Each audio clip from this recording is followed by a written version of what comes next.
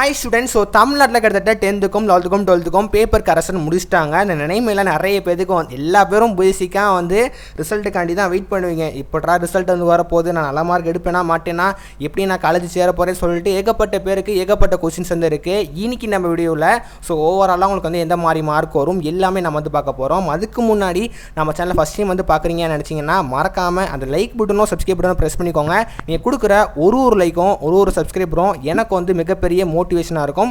And next video போகிறதுக்கு ரொம்பவே பயனுள்ளதாக இருக்கும். அதனால் வீடியோ பார்க்குறவங்க மறக்காமல் ஜஸ்ட் இந்த சப்ஸ்கிரைப் பட்டனும் லைக் பட்டனும் ப்ரெஸ் பண்ணிக்கோங்க. எனக்கு பர்சனலி ரொம்ப யூஸ்ஃபுல்லாக இருக்கும். பண்ணிட்டீங்கன்னு சொல்லிட்டு நான் நம்புகிறேன்.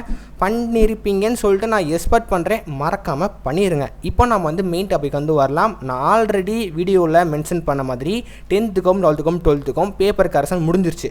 ஓகேவா? இப்போ நிறைய பேர் எல்லா பேரும் ரிசல்ட்டுக்காண்டி தான் வெயிட் பண்ணுவீங்க. ரிசல்ட்டில் ஏதாவது மாற்றங்கள் வருமானு சொல்லிட்டு நம்ம பார்த்துடலாம். எனக்கு தெரிஞ்சு கன்ஃபார்மாக ரிசல்ட்டில் எந்த ஒரு சேஞ்சஸும் பார்க்க முடியாது. ஏன்னா பேப்பர் கரெக்ஷன் முக்கால்வாசி முடிச்சிட்டாங்க. அதனால எந்த ஒரு சேஞ்சஸும் பார்க்க முடியாது. கவர்மெண்ட் சொன்னபடி கம்மிங் மார்ச் 6ஆம் தேதி கம்மிங் மே 6ஆம் தேதி 12th ரிசல்ட் வரப்போகுது மார்னிங் டைமில். 10th கம்மிங் மே 10ஆம் தேதி ரிசல்ட் வரப்போகுது. அண்ட் 11th மே 14ஆம் தேதி ரிசல்ட் வரும்னு சொல்லிட்டு மென்ஷன் பண்ணியிருக்காங்க. கன்ஃபார்மாக மோஸ்ட்லி இந்த டேட்டில் தான் வரும். வேறு ஏதாவது மாற்றங்கள் வர மாதிரி இருந்துச்சுன்னா கூடியும் நான் கன்ஃபார்மாக மென்ஷன் பண்ணுறேன்.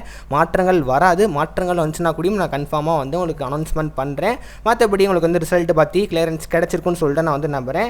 இப்போ நம்ம மெயின் டாபிக் வரலாம். நிறைய பேர் ப்ரோ நான் எக்ஸ்பெக்டட் மார்க்கோட அதிகபட்சமாக இந்த வட்டம் ரிசல்ட்டில் வருமானு சொல்லிட்டு நிறைய பேர் கேட்குறீங்க. முக்கியமாக நான் பாஸ் ஆயிடுவேன்னு சொல்லிட்டு அதுவுமே கேட்குறீங்க.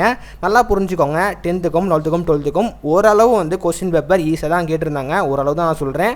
முக்கியமாக 10th சயின்ஸ் கஷ்டமாக கேட்டிருந்தாங்க. 11th தமிழ் கஷ்டமாக கேட்டிருந்தாங்க. 12th இங்கிலீஷு, அப்புறம் ஃபிசிக்ஸ் கெமிஸ்ட்ரி எல்லாமே கஷ்டமாக கேட்டிருந்தாங்க. மொத்தத்தில் எப்படி இந்த வாட்டி பேப்பர் கரெக்ஷன் பண்ணியிருக்காங்க அப்படின்னா ஸ்டூடெண்ட்ஸுக்கு நினைக்கிற மார்க் கன்ஃபார்மாக வந்துடும். முக்கியமாக எல்லா பேரும் பாஸ் ஆகிடுவீங்க. ஓகேவா? போன வருஷத்தை கம்பேர் பண்ணுறோட இந்த வருஷத்தில் பாஸ் பெர்சன்டேஜ் இன்க்ரீஸ் ஆகும் அப்படின்னு சொல்லிட்டு மென்ஷன் பண்ணியிருக்காங்க. அப்படின்னா ஃபெயிலியர்ஸே கிடையாதா? அதில் பேர் பாஸ் பண்ணிட்டாங்களா அப்படி சொல்லிட்டு கேட்டிங்கன்னா கிடையவே கிடையாது. ஃபெயிலியர்ஸ் இருக்காங்க. அது எப்படி அப்படின்னா நிறைய பேர் கொஸ்டின்ஸ் தெரிலன்னு சொல்லிட்டு கொஸ்டின் எதுவுமே அட்டென்ட் பண்ணாமல் ஜஸ்ட்டு ஒன்னோடு மட்டும் அட்டென்ட் பண்ணிட்டு போவாங்க தெரியுமா? அவங்க மட்டும்தான் ஃபெயிலியர் தான் இருக்காங்க.